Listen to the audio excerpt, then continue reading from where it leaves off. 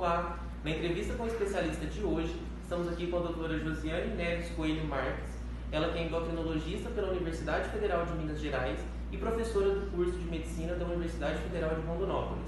Hoje ela vai falar com a gente um pouquinho sobre a obesidade no contexto da pandemia pelo novo coronavírus.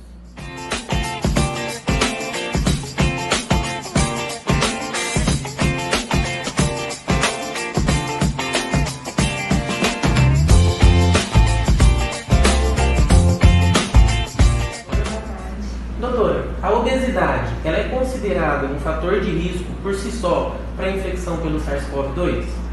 Sim, hoje a gente sabe que nos pacientes abaixo de 60 anos a obesidade é o principal fator de risco. Não tanto para a infecção, mas para uma complicação, uma severidade na infecção pelo novo coronavírus, né? Ou seja, sua evolução para uma síndrome de desconforto respiratório agudo, posterior admissão em unidade de terapia intensiva e aumento de mortalidade, né? Isso por uma série de questões associadas à obesidade. O paciente com obesidade, por si só, ele tem mais comorbidades do que os outros. Então, o que a gente está vendo muito nos gráficos, que os pacientes mais graves, a maior taxa de mortalidade é dos hipertensos e diabéticos, o que a gente pode inferir disso? Que obesos tendem a ter mais hipertensão e diabetes e pacientes hipertensos e diabéticos tendem a ter mais obesidade. Então isso anda junto. E muitas vezes, quando a gente coleta essa informação de comorbidades dos pacientes internados pelo coronavírus, a gente omite a informação de obesidade. Então, a prevalência da obesidade nesses pacientes internados e às vezes até em estado grave é muito maior do que está aparecendo, né? Além disso, os pacientes com obesidade, eles têm uma chance maior de apresentar a síndrome de apneia e hipopneia obstrutiva do sono. Então, aí eu já estou falando de questões que agravam o quadro respiratório. Os pacientes obesos, eles têm por si só uma hipoventilação crônica, né? Por uma restrição, um quadro de restrição de caixa torácica também, tá?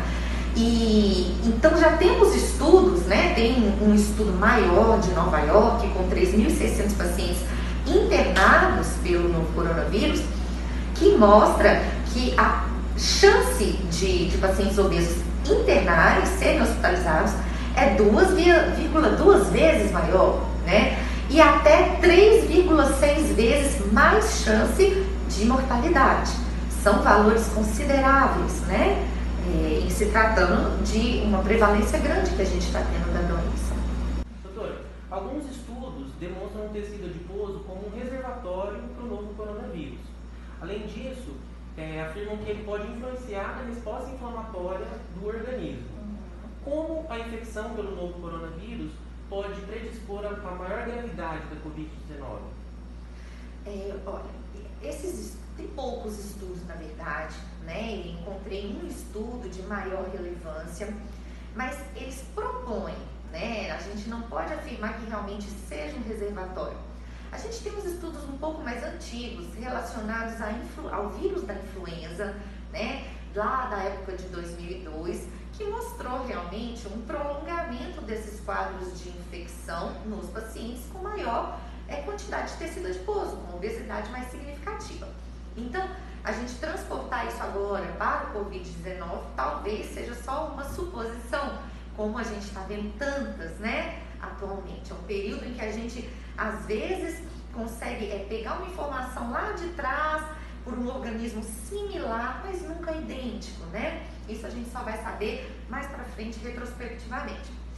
Agora, o papel do tecido adiposo, inclusive como órgão endócrino, que produz hormônios, que produz citocinas, ele já é certo, né? A gente sabe que o tecido adiposo, ele produz diversas proteínas inflamatórias. TNF-alfa, interleucina 1, interleucina 6, entre outros. Então, por isso que os pacientes com obesidade, que têm uma quantidade de tecido adiposo maior, são considerados cronicamente inflamados. Eles possuem uma inflamação de baixo grau crônica. O que isso significa?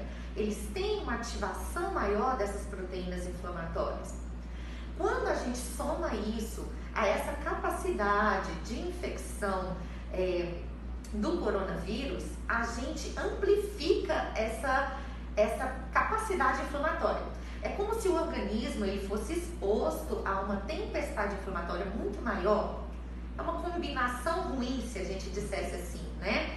Por isso esses pacientes evoluem de forma mais severa com relação à doença, tá? Porque realmente um organismo que já é cronicamente ali predisposto à inflamação, aquilo é exacerbado muito maior, né? Pela infecção pelo coronavírus, tá? E estudos iniciais com relação ao Covid-19 mostram que a interleucina 6, que é uma das proteínas inflamatórias que o tecido adiposo produz, ela pode sim ser considerado um marcador individual de mortalidade. E quais são os desafios na abordagem dos pacientes obesos no ambiente hospitalar? Esses são muitos, né? Desde a recepção desses pacientes na porta de entrada, é mais difícil, obviamente, dependendo até do grau, né, de obesidade. Aí a gente tem uma estratificação, pacientes de obesidade grau 1, tem menos impacto disso, pacientes com obesidade grau 3, né, tem um impacto maior. Mas até o exame físico é diferente, né? A gente consegue menos informação desse exame físico. Procedimentos simples, como exames de imagem, coleta de sangue para laboratório, até exames de imagem mais complexos, como ressonância e tomografia, que estão sendo muito feitos, né? Às vezes são limitados por causa desses pacientes. Questões de logística, como transporte dentro do hospital, camas, né, que têm que ser adequadas. Isso pode também ser um fator de dificuldade. Até a questão dos procedimentos tão abordados atualmente, como a intubação, né, endotraqueal, que é mais complicada nos pacientes obesos, e até a pronação em leito de UTI, que é uma das medidas avançadas para tentar melhorar a ventilação pulmonar deles, que é um procedimento bastante dificultado, dependendo do grau de obesidade do paciente.